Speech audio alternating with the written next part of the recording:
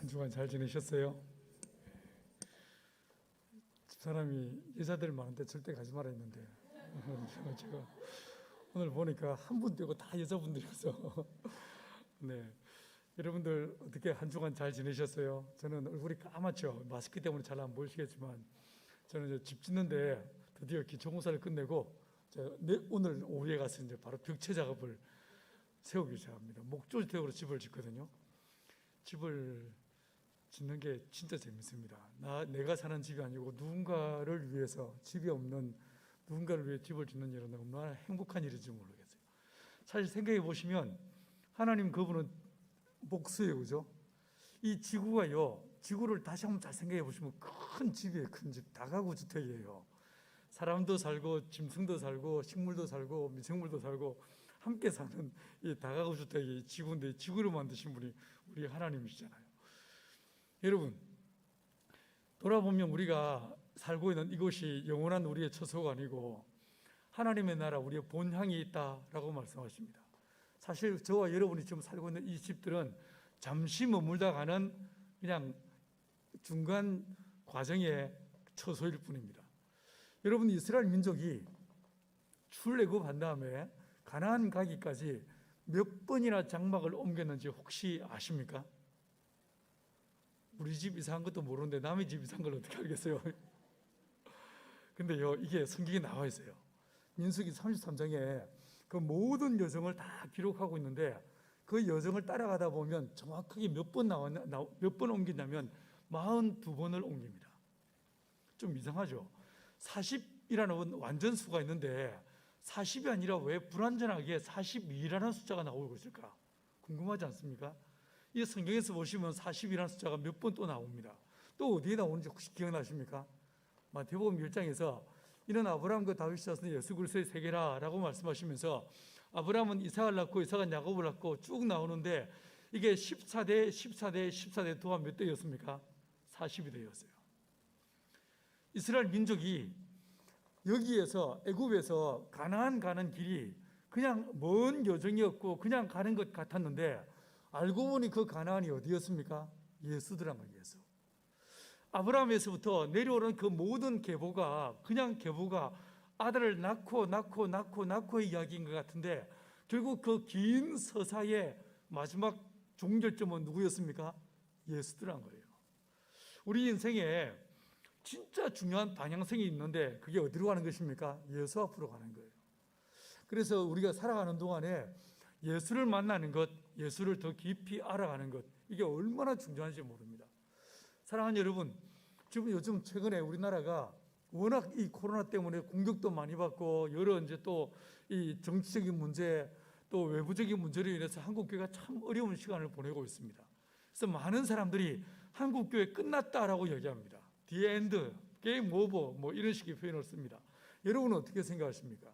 나는 그 말에 동의를 할 수 없습니다. 왠 줄 아십니까? 여러분이 아시는 것처럼 1907년에 대부흥이 있었던 장소는 이 대전이 아니었습니다. 서울도 아니었습니다. 남한 어딘가가 아니고 북한의 평양과 원산이었습니다. 그렇지 않습니까? 그리고 해방되자마자 1945년 해방의 날을 맞이하는 순간에 우리가 다 이해할 수 없는 어떤 하나님의 경륜과 섭리에 의해서 38선이 그어지게 하십니다. 그리고 북한에 있던 3,800여 개의 교회가 다 사라지게 만드셨습니다. 그리고 이 대한민국 남한 땅에 이와 같이 엄청난 경제적인 그리고 정치적인 기독교의 융성과 발전을 이루어내게 하셨습니다. 여러분, 북한의 교회가 있는 것 같습니까? 없는 것 같습니까? 영상을 좀 보여드리고 싶지만 이건 뭐 시간이 짧으니까 있습니다. 여러분, 수많은 교회들이 있습니다. 우리가 알고 있는 이런 교회와 다른 교회들이 있습니다. 자기들끼리 몇 명이 모여서 정말 숨죽여 모여서 함께 기도하는 그런 교회들이 있습니다. 최근에 제가 이제 북한에 대해서 몇 가지 일을 하거든요. 첫 번째 뭐 하냐면 제가 이제 닭을 기르는 사람이니까 북한에 곳곳에 양계장을 짓고 있습니다. 많이 지었습니다. 평양 과기대의 양계장을 4동을 지었는데 작년에요, 그 평양과학기술대학에서 양계를 통한 논문이 7편이 나왔어요. 그 중에 2편이 영국 옥스퍼드 대학에서 그 2 논문이 채택돼서 2명이 풀 스칼라십으로 영국에 유학 갔습니다. 이 양계로 이루어진 선한 열매와 결과입니다. 저희가 계략 요양소에 양계장 지어가지고 계란 먹게 하고, 타거소에 고아원에 양계장 지어가지고 아이들 계란 먹이는 일들을 하고 있습니다. 그뿐 아니라 또 무슨 짓을 할까 하다가 성탄절 되면 추위에 떨고 있는 이 사람들을 어떻게 도울까 하다가 양말을 보내기 시작했어요. 양말을 해마다 작년 12월 25일 성탄절에도요 10만 켤레를 보냈습니다. 양말 보내고 애들 옷 보내고. 이 부활절 시즌이 어떤 시즌에 해당하는지 아십니까? 이때가 우리는 워낙 풍성하고 오히려 음식을 줄이는 시대를 살고 있지만 조금 지난 그 과거를 살아왔던 사람들은 기억하실 것입니다. 이때가 어떤 때였습니까? 보릿고개입니다. 춘궁기, 가을에 수확한 먹을 것이 다 떨어지고 6월달에 아직 밀과 보리가 나지 않은, 수확할 게 없는, 그래서 먹을 게 딱 떨어져 버리는 이때가 이 초근 목피의 시즌이 이 시즌입니다. 이게 하필이면 부활절과 딱 연결되어 있습니다. 우리는 부활절이라고 기뻐 뛰고 좋아하는데 저쪽은 먹을 것이 없어 굶주렸습니다. 아시는 것처럼 북한은요 절대 다수의 토지가 산악지구다 보니까, 산악지형이다 보니까 거기서 아무리 농사를 잘 지어도 1년에 100만 톤 정도의 식량이 부족한 상황입니다. 그래서 이때 무슨 짓을 하냐면 옥수수를 보냅니다. 옥수수를 해가지고 중국에서 옥수수를 보냅니다. 벌써 7년째입니다. 여러분들 돌이켜보면 오늘 이 본문에서 읽었던 우리 기드온 당시에 미디안이라는 사람들이 있었습니다. 이 미디안이 7년 동안을 이스라엘을 지배합니다. 이 미디안 사람들은 진짜 이상한 게요, 여러분 농사에는 두 시즌이 있습니다. 파종기가 있고 결실기가 있습니다. 자, 그러면 여러분이 도둑질하고 여러분이 강도질하는 사람이라고 생각해 보십시오. 어느 시즌에 가는 게 얻을 게 더 많겠습니까? 당연히 결실기지 않겠습니까? 근데 이 인간들은 언제 오냐면요 파종기에 옵니다. 파종기에 와서 종자까지, 그리고 염소와 양과 아무것도 남지 않고 다 쓸어가 버립니다. 이 일들이 몇 년 동안 지속됐다고요? 7년 동안. 진짜 미치겠습니다. 여러분, 이 종자가 없으면 도대체 뭘 먹고 산단 말입니까? 종자가 없다는 것은 미래가 없다는 말이지 않겠습니까? 그러지 않겠어요? 이런 이 절박함이 온 이스라엘을 뒤덮고 있는 이런 상황이었습니다. 사람들은 어땠습니까? 그들 안에 용사들이 있었지만 적어도 이 광야에 있을 동안만 하더라도 이스라엘의 전체 남자 장정의 숫자, 용사의 숫자가 몇 명이었어요? 60만 3,550명이었습니다. 60만 명이 넘었습니다. 그런데 이 미디안이 얼마나 강력했던지 미디안 앞에서 아무도 나서서 싸우려고 하지 않습니다. 다 숨어버렸습니다. 산으로 가서 산에서 굴을 파고 숨습니다. 암열을 파고 숨었습니다. 이 상황에서 하나님이 한 사람을 불러내십니다. 이 한 사람을 주님이 찾아내셨습니다. 누구였습니까? 기드온이었습니다. 여러분이 아시는 것처럼 이 기드온 뭐하다 주님을 만났습니까? 포도즙 틀에서. 일반적으로 이 포도즙 틀은요 위에 지상이 있고 지하부가 있습니다. 지상부에서 포도를 막 넣고 발로 막 밟으면 작은 깔때기 같은 구멍을, 홀을 통해서 그 즙이 밑으로 떨어지게 합니다. 지하에 떨어지게 왔어요. 그리고 거기서 포도주를 담게 되었습니다. 여러분, 이 사람은요 혼자 몰래 자기 혼자 살겠다고 밀을 포도즙 틀에서 까부르고 있었다라고 성경은 이야기하고 있습니다. 이 사람은 어떤 사람이었습니까? 결코 대범하거나 민족을 생각하거나 그럴 만한 인물이 못 되는 사람이었습니다. 겨우 지 목숨 하나 부지하는 게, 거기에 급급한 게 이게 바로 기드온이었습니다. 하나님 이 기드온을 찾아오십니다. 기드온을 찾아오신 하나님이시라면 저와 여러분도 찾아오실 법하지 않습니까? 맞죠? 적어도 여러분은 이 수요일 날 이 코로나가 700명이 넘은 이 상황에서도 주님을 예배하기 위해서 여기 주회제로 찾아온 사람들이니까 일단은 이것만 보더라도 기도원보다 낫는 거 아니겠어요? 자, 여러분 이 기도원을 찾아오신 주님께서 여러분도 찾아와 주시기를 간절히 축원합니다. 여러분 이 기도원이 하나님께서 내가 너를 통해서 큰 용사야, 내가 너를 통해서 일한다 라고 말씀하심에도 불구하고 이 기도원 끝까지 못 믿습니다. 아니, 안 믿습니다. 하나님이 살아계시다면 어떻게 이런 일이 있을 수 있습니까? 과거에 그 하나님이 지금도 살아 역사하십니까? 혹시 배터리 다 떨어진 거 아닙니까? 뭐 이런 식의 아주 기가 막힌 말들을 쏟아놓기 시작합니다. 이 상황에서 하나님께서 묵묵히 듣고 계시다가 내가 너를 통해서 역사한다 라고 말씀하십니다. 그제서야 이 기도원이 뭘 준비합니까? 주여 내가 재물을 준비하겠습니다 라고 했습니다. 얼른 가서 떡하고 고기를 잡아왔습니다. 양푼에 국을 담아왔습니다. 어떻게 했습니까? 주의 사자가 하는 말이 큰 바위가 있는데 그 바위에다가 모든 재물을 올려놓고 국을, 그 양푼이를 거기에 쏟아 부으라고 했습니다. 자, 이런 다음에 이 사람이 들고 있던, 그 주의 사자가 들고 있던 지팡이로 딱 댔습니다. 불이 나왔습니다. 불이 나와서 그 재물을 다 태워버렸습니다. 자, 제가 질문해 볼게요. 어디서 불이 나왔을 것 같습니까? 팅크벨의 요술 막대기? 해리포터의 지팡이? 우리는요, 이 지팡이에서 주로 뭔가 나타날 거라고 생각하기 쉽습니다. 근데 성경을 다시 보시면 지팡이가 아니었습니다. 여러분, 이 지팡이는요, 마른 막대기에 불과한 거예요. 불은 어디서 나왔습니까? 반석에서 나옵니다. 사랑하는 여러분, 반석은 무엇이고 지팡이는 무엇이겠습니까? 지팡이는 마른 막대기 같은 저와 여러분을 지팡이라고 이야기하고 있는 거예요. 여러분, 진짜 불은 어디서 나옵니까? 반석이신 하나님께로부터 불이 나오는 거예요. 능력은 어디서 있는가? 은혜는 어디로부터 흘러나오는가? 오직 주님께로부터 은혜와 그 생명과 역사들이 시작됨을 믿을 수 있게 되게 간절히 축원합니다. 오늘 이 수요일 날 어려운 와중에도 와서 하나님을 예비하는 여러분들이 이 반석 되신 주님으로 말미암아 쏟아져 나오는 하나님의 은혜, 하나님의 생명, 하나님의 능력을 덧입는 귀한 역사 있게 되기를 간절히 축원합니다. 하나님께서 이 기도원에게 하시는 말씀이 사람들을 모아라 라고 했습니다. 모았습니다. 엄청 많이 모인 것 같죠? 12,000명 모였습니다. 조금 전에 말씀드린 60만 명에 비해서 보십시오. 이건 60분의 1로 줄어들었다는 말이지 않습니까? 이런 상황에서 하나님 뭐라고 하십니까? 사실은 이 미디안과 싸우려면 이 10,000명도 숫자라고 말할 수도 없는 숫자인데 주님 뭐라고 하십니까? 많다.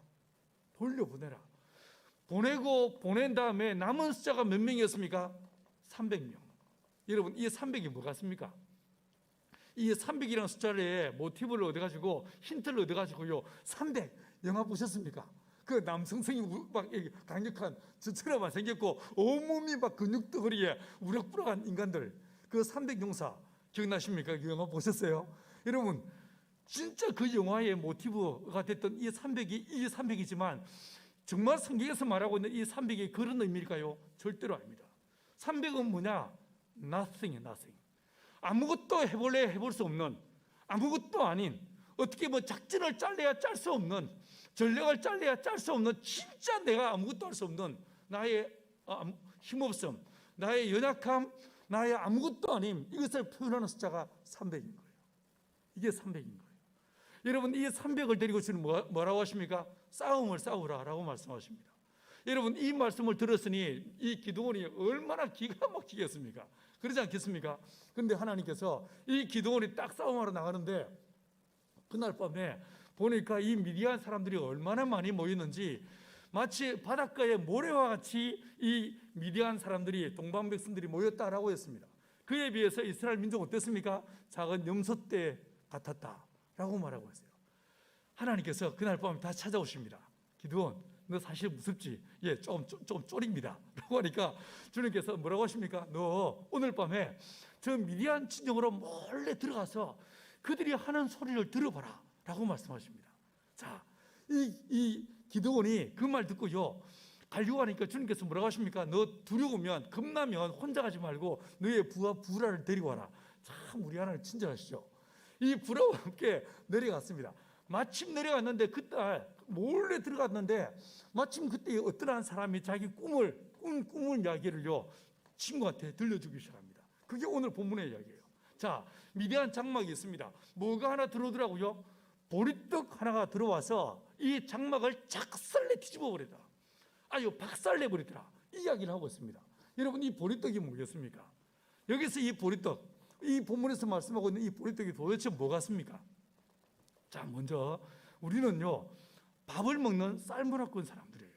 그런데 밀문화권에서는 밀과 보리를 함께 기릅니다. 그런데 이 밀과 보리는요 아주 비슷해 보이지만 다릅니다. 어떻게 다르냐면요, 조 단백질이 거의 20% 차이 납니다. 굉장히 차이가 많이 납니다. 그래서 밀은 사람들이 먹습니다. 그런데 보리는 짐승을 먹이는 사료용 작물로 쓰는 게 보리예요. 밀과 보리의 차이를 이해하시겠습니까? 예를 들어서 로마 군대에서 싸움을 잘 싸운 군대는요 밀을 줍니다. 그런데 싸움에 패배한 혹은 도망간 군인들은 뭐 하냐면요 보리를 먹입니다. 보리는 하찮은 것이었어요. 짐승이나 먹이는, 말이나 소나 먹이는 하찮은 것이, 이게 바로 보리였습니다. 근데 오늘 본문에 보니까 뭐가 들어오더라고요? 보리떡 하나가 들어왔다. 보리떡 한 덩어리가 들어왔는데 이 보리떡 한 덩어리가 미디안 진영을 박살내버렸다라고 이야기하고 있습니다. 진짜 재밌지 않습니까? 이 보리떡이 뭐 같습니까? 여러분 레위기 23장에서 보시면 이스라엘의 절기들이 있는데 초실절이라는 절기가 있었습니다. 이 절기가 되면 23장 10절에서 뭐라고 말씀하시냐면 가서 들판에 가서 아직 아무도 수확을 시작하지 않은 그 밭에서 이삭 한 단은 이제 다 익은 곡식 한 단을 낫으로 베어 오너라라고 이야기하십니다. 이 곡식이 뭐였냐면요, 보리였어요. 보리. 초실절의 첫 단. 그래서 하나님께 드리는 첫 열매가 무엇이었냐? 보리였습니다. 이 보리를요, 자, 뱄습니다. 낫으로 뱄습니다. 뱄으면 이 보리는 죽었습니까? 살았습니까? 죽었죠, 그죠? 배임을 당했으니까. 이 배임을 당한 이 보리를 그것도요, 한 올이 아닙니다. 한 단을, 한 묶음을 딱 벤 다음에 그 다음에 이걸 들고 와서 어떻게 했습니까? 제사장이 여호와 앞에서 흔들라라고 말씀하십니다. 자, 두 가지.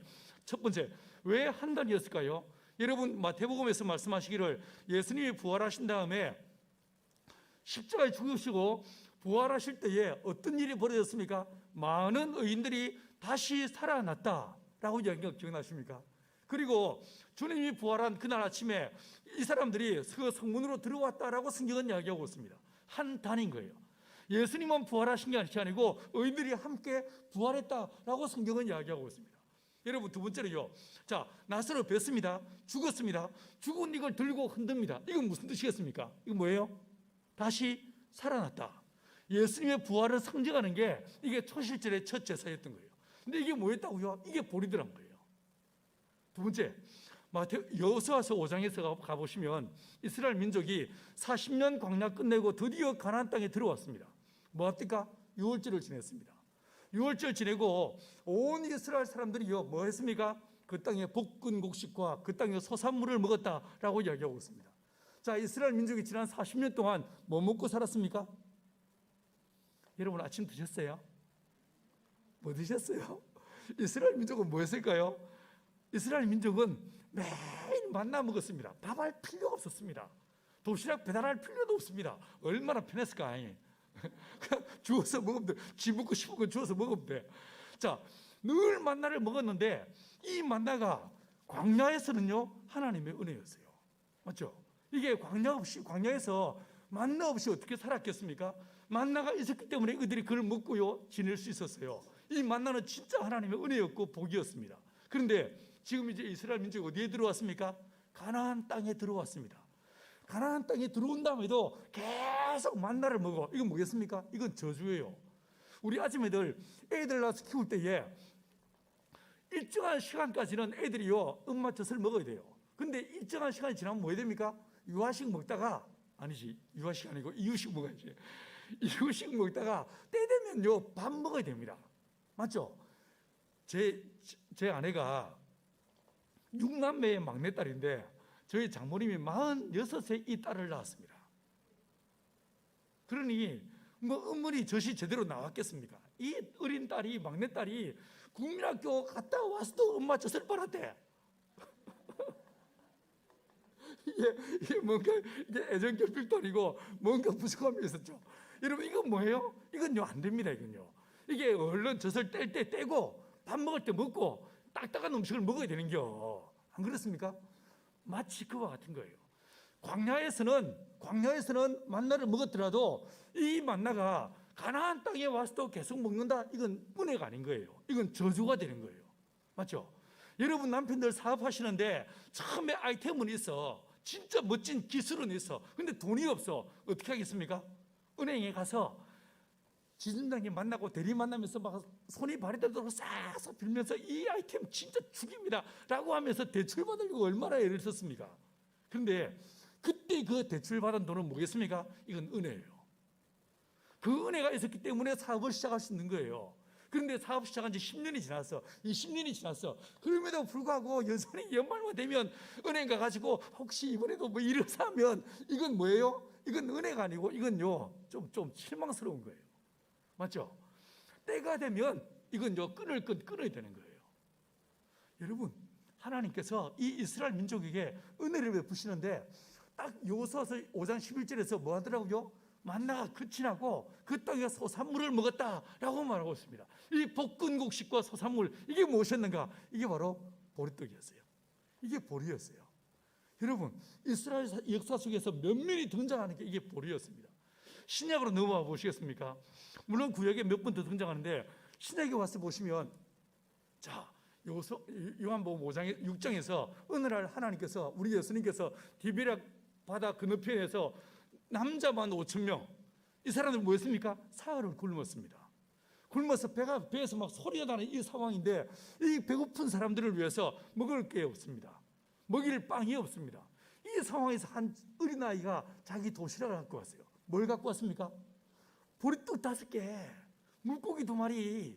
진짜 아무것도 아니에요. 그 5,000명 앞에서 작은 도시락 하나가 뭔 이 힘이 있겠습니까? 그런데 주님께서 이걸로 축사하시고 5,000명을 먹이시고 12광줄이 가득히 남게 하십니다. 이 모든 역사를 일으키신 다음에 주님 뭐라고 하십니까? 나는 하늘로부터 내려온 보리떡이야. 내가 보리떡이야 라고 말씀하세요.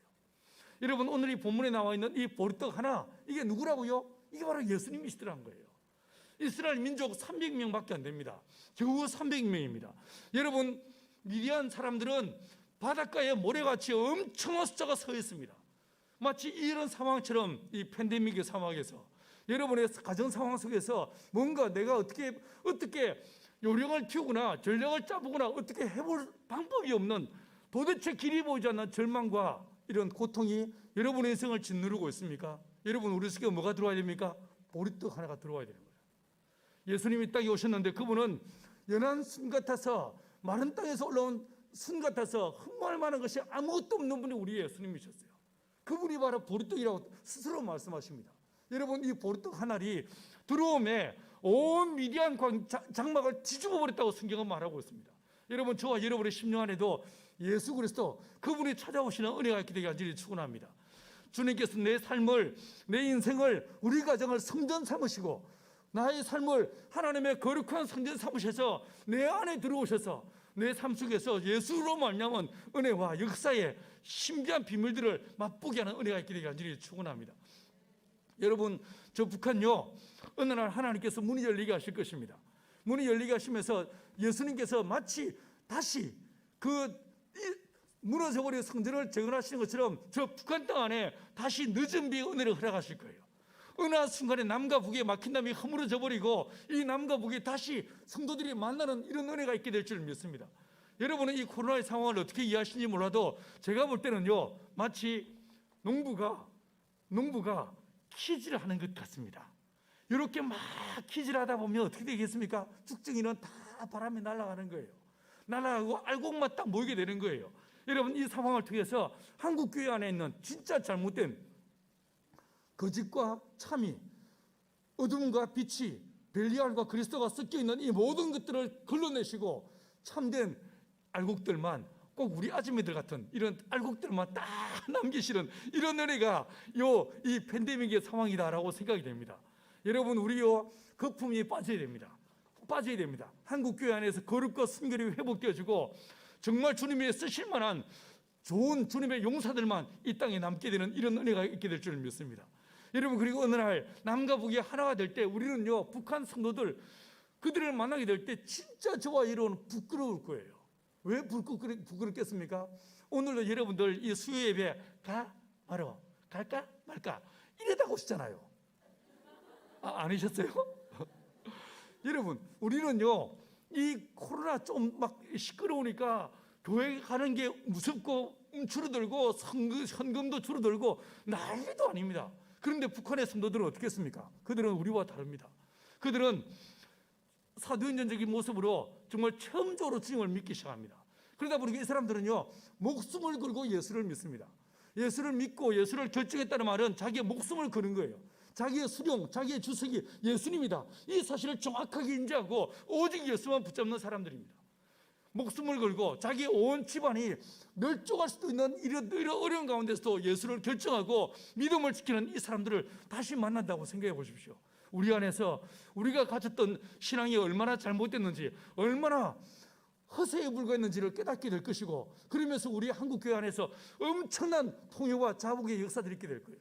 그러면서 우리 안에 회개가 일어나면서 남과 북이 다시 복음 안에서 하나 되어지고, 온전한 이 은혜 안에서 늦은 비 은혜로 이 민족이 열방을 섬기는 그때가 곧 온다라고 저는 확신합니다. 여러분, 이 시대를 기대하고 바라보면서 작은 보리떡 같은 아무것도 아닌 것 같지만 이 미대한 진영을 뒤집어 버리시는 우리 주 예수님께서 한국교회 안에, 여러분의 인생 안에, 또 이 교회 안에 찾아오시는 은혜가 있게 되기를 간절히 축원합니다. 제가 한 번은요, 1년에 한 번씩 하는 일 중에, 정기적으로 하는 일 중에 하나가 뭐가 있냐면, 선교지에 있는, 특히 무슬림 지역에 있는 선교사들, 젊은 선교사들한테 비즈니스를 가르치는 제스라는 학교를 합니다. 학교를 열어가지고 한 10몇 년 전부터 쭉 이 학교를 하고 있는데, 어느 날 한 번은요, 터키 이스탄불에서 이 학교를 열었습니다. 학교를 열어가지고 이 메나 지역, 북아프리카와 중동 지역에 있는 젊은 청년 선교사들을 모아놓고 비즈니스 에지 미션을 가르쳤습니다. 쭉 가르치고, 낮에는 교수들 모아가지고 강의하고, 또 저녁에는 집회하고, 이러면서 이제 다 집회를 끝내고 마지막 날 되었는데, 제가요, 그날 밤 12시 비행기였습니다. 근데 그 시간과 날짜를 내가 착각을 했습니다. 이게 밤 12시다 보니까 이게 제가 그걸요, 이게 헷갈리잖아요. 00시 뭐 45분 이러면 이게 오늘인지 내일인지 헷갈리지 않습니까? 이걸 내가 착각을 했습니다. 그래서 내가 보니까 정신을 차려보니까 비행기는 갔습니다.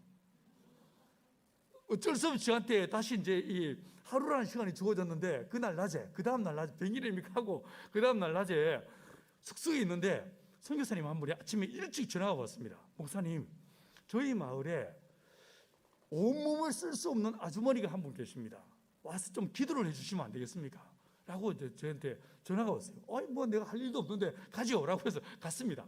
그분 차를 타고 1시간 남짓 떨어진 곳으로 그 아주머니 댁으로 가는데, 그 댁을 가는 동안에 이 선교사님이 제게 그분에 대해서 쭉 설명을 해줬습니다. 원래 이 아주머니가 레슬링 선수였어요. 레슬링 선수, 국가대표를 지내는 레슬링 선수였어요. 근데 이 사람이 국제 경기에서 상대방이 어깨나 팔을 잡고 넘겼어야 되는데, 이 사람의 목을 잡고 집어 던져버렸어요. 이 경추가 부러져 버렸습니다. 전심마비 환자가 되어버렸어요. 그 결과 이 사람은 온몸을 꼼짝달싹하지 못하고 집에 들어누워 있는 이런 상황이라고요. 남편은 도망가 버리고 딸 하나 있는데 이 딸이 자기 옆을 지키고 있는 이 상황이 있다는 거예요. 그래서 가서 좀 기도를 해 주십시오라고 얘기했습니다. 예, 갑시다. 이제 갔습니다. 갔는데 이제 이 온몸을 꼼짝달싹할 수 없는 이 전신마비 환자들, 그것도 집에 들어누워 있는 환자들의 집에서 나는 특별한 냄새들이 있죠. 그 문을 열은 순간에 그 집은 정말 그런 냄새로 가득 찬 슬픔과 우울함과 어둠이, 그리고 사망의 세력들이 가득 그 집안을 뒤덮고 있는 그런 상황이었습니다. 들어가서 그 아주머니를 옆에 앉아가지고 이야기를 시작했습니다. 아주머니 얼마나 힘드세요? 진짜 고생이 많습니다. 라고 이야기를 이제 시작을 했고, 아주머니, 이제 선교사님 통역하시고, 아주머니 혹시 예수에 대해서 들어보셨습니까? 여러분, 무슬림의 그 책 쿠란에서도요, 예수 이야기가 나옵니다. 이사라는 이름으로 예수가 나옵니다. 아주머니가 예, 들어봤습니다 라고 했습니다. 예, 그분은 어떤 분이었어요? 라고 물으니까 그분이 많은 병자를 고쳤습니다. 예, 맞습니다. 예수님은 죽은 자를 살리고 병든 자를 치유하고 문둥이를 깨끗게 하시는 분이었습니다. 나는 그분의 제자입니다 라고 얘기했습니다. 이 시간 아주머니가 그 예수를 영접하시고 예수를 믿게 되면 하나님께서 이 아주머니를, 당신을 고쳐주실 것입니다 라고 믿음으로 선포했습니다. 근데 이 아주머니가 눈을 깜박이면서 뭐라고 하냐면, 당신은 예수의 제자지만 나는 무함마드의 제자입니다 라고 말하는 거예요. 그래서 그래요? 그러면 무함마드한테 열심히 기도하세요 라고 이렇게 제가 아주 맹정하게 딱 끊어버렸습니다. 그리고 선교사님, 이만 갑시다 라고 이야기하니까 선교사님이 아유 그래도 여기까지 왔는데 기도를 한번 해주시고, 와, 예수 안 믿는데 어떻게 예수 이름으로 기도해요? 그냥 갑시다 라고 했는데, 이 아주머니도 눈빛이 흔들렸고, 이 선교사님은 당황해서, 제가 그렇게 냉정하게 넣을 줄 몰라서 너무 당황해서 어쩔 줄 몰라 했었습니다. 그래서 제가 툭툭 털고 나갔어요. 그리고 1시간 동안 숙소를 오는 동안에 선교사님은 한마디 말을 안 했습니다. 돌아왔습니다. 선교사님, 염려하지 마시고 우리 기도합시다 라고 하고 돌아왔습니다. 돌아와서 숙소에서 이제 점심 먹고 오후에 성경책 보고 있는데 전화가 왔어요. 전화 왔는데 그 떠듬거리면서 막 담아한 목소리, 그 막 큰 목소리 하고 저를 부르면서 뭐라고 하냐면 그 아주머니가 일어났어요. 그 아주머니가 회복됐어요 라고 말하는 거예요. 그러면서 이 사람이 그 선교사가 전화 너머로 막 흥분해서 막 떠들어대는데 그 내용인즉슨 제가 가고 얼마 안 돼서 이 아주머니의 마음속에 깊은 절망이 그를 짓눌렀다는 거예요. 지금까지 무함마드의 이름으로 알라께 늘 기도했지만 아무 일도 일어나지 않았어요. 그래서 이 사람이 누워있는 동안에 예수님 정말 살아계시다면 저에게 찾아와 주십시오.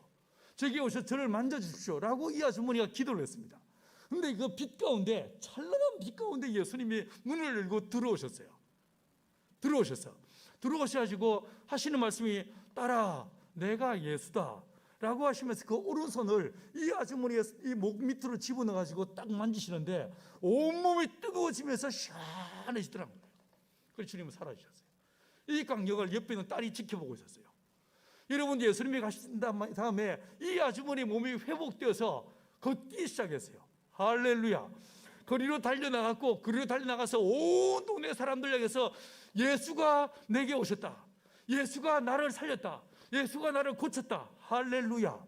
사랑하는 여러분, 작은 보리떡 하나 아무것도 아닌 것 같고 세상 지식인들이 볼 때 어리석어 보이는 그 십자가에 달리신 그 예수가 나를 살리고 우리를 살리고 우리 안에 새 생명을 주는 거예요.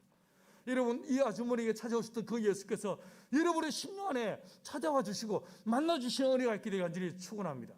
여러분, 이 기드온의 300용사와 미디안과 싸울 때 어떻게 싸웠을까? 그들이요, 주님께서 하시는 말씀, 너희들 딴 거 칼 준비할 거 없다. 너희들 창도 필요 없다. 한 손에 뭐 준비하라고 했습니까? 뭘 준비했어요? 항아리 준비하고요, 이 항아리 밑 안에다 뭘 넣으라고 했습니까? 횃불을 집어넣으래요. 여러분들이 그 300명 중에 한 사람이었다고 생각해 보세요. 저쪽에는 칼 들고 활 들고 창 들고 쫙 서 있는데 오만 갑옷을 입고 서 있는데 내 손에 뭐 있습니까? 항아리 하나, 그리고 횃불 하나. 뭐 어떤 느낌이 드시고 어떤 생각이 드시겠습니까? 하나님께서 그 300명 데리고요, 이 사람들을 포위하라고 하십니다. 뭔 포위요? 그냥 드문드문 쓴 거지. 여러분, 이 상황에서 하나님께서 자, 내가 사인을 주면 그 항아리를 깨라고 말씀하십니다. 항아리 어떻게 깼을까요? 여러분들 소풍 가서 삶은 계란 깨보셨어요? 어떻게 깨셨어요? 옆에 있는 친구 머리에 팍 깼습니까? 이 항아리를 어떻게 깼을까? 여러분, 이 항아리를 딱 깨는 순간에 뭐가 나옵니까? 그 안에 있던 횃불이 확 비치기 시작합니다. 그리고 광을 질러대기 시작했습니다. 여러분, 이 항아리가 뭐겠습니까? 이 질그릇이 뭐겠습니까? 바로 저와 여러분들인 거예요. 여러분, 우리 안에 질그릇 같은 저와 여러분 안에 보배로운 예수의 이름을 주셨고 영광스러운 예수께서 내 안에 계시더란 거예요. 맞죠? 여러분, 그래서 내가 깨어지고 이 질그릇이 깨어지는 순간에 우리 안에서 뭐가 드러납니까? 거룩한 빛 대신 예수가 드러나더란 거예요. 이 코로나의 상황을 통해서 하나님, 나는 아무것도 아닙니다. 나는 아무것도 할 수 없는 자입니다. 주여, 오직 예수만이 만물의 창조자이시고 역사의 주관자입니다. 이 고백만을 올려드릴 수 있는 저와 여러분 되기를 간절히 축원합니다. 여러분, 이 항아리가 박살나고 거룩한 빛이 확 드러나는 순간에 모든 미디안 사람들이 자기들끼리 싸우기 시작합니다. 칼 한 번 휘두를 것 없이 위대한 승리를 얻었다라고 성경은 이야기해주고 있습니다. 주님, 이 찬란한 4월에 주여 내가 깨어지고 나는 썩어지고 나는 죽어지고 오직 내 인생을 통해서 예수만 드러나게 도와주옵소서.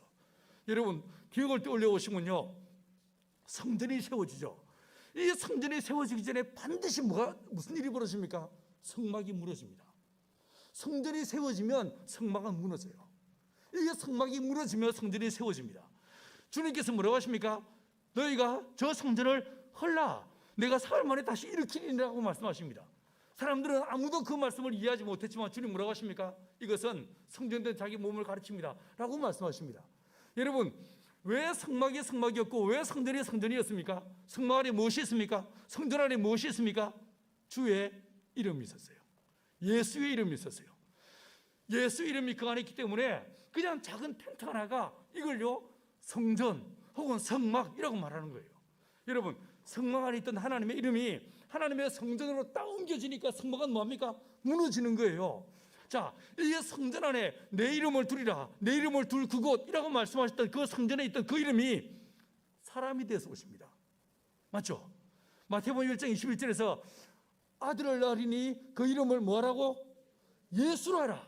이는 자기 백성을 저희 죄에서 구원할 자입니다 라고 말씀하십니다. 그런데 요한복음 17장 11절 12절에서 뭐라고 하십니까? 예수님께서 마지막 대제사장의 기도를 들으시면서 아버지께서 내게 주신 아버지의 이름으로 저희를 보존하고 지켰나이다 라고 말씀하십니다. 여러분, 예수라는 이름이 있었습니다. 알고 보니 그 예수 이름은 누구 이름이었어요? 아버지의 이름이었어요.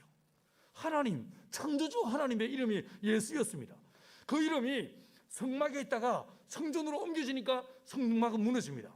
이 성전에 있던 그 이름이 예수에게 옮겨지니까 성전은 어떻게 되는 거예요? 무너지는 거예요. 그런데 우리 주 예수께서, 성전된 예수께서 자기 몸이 십자가에서 찢겨지고 죽어지니까 그 이름이 어디로 옵니까? 내 안에 얻으란 거예요. 내 안에. 우리 안에 얻으란 거예요. 그래서 영접하는 자, 곧 그 이름을 믿는 자들라고 말씀하시는 거예요. 여러분, 저와 여러분들을 성경은 뭐라고 말합니까? 하나님의 성전이라고 말하는 거예요. 왜 그렇습니까? 그 하나님의 거룩한 이름이 우리 안에 있으니까. 여러분, 이제는 어떻게 되겠습니까? 내가 깨어져야 되는 거예요. 내가 죽어져야 되는 거예요.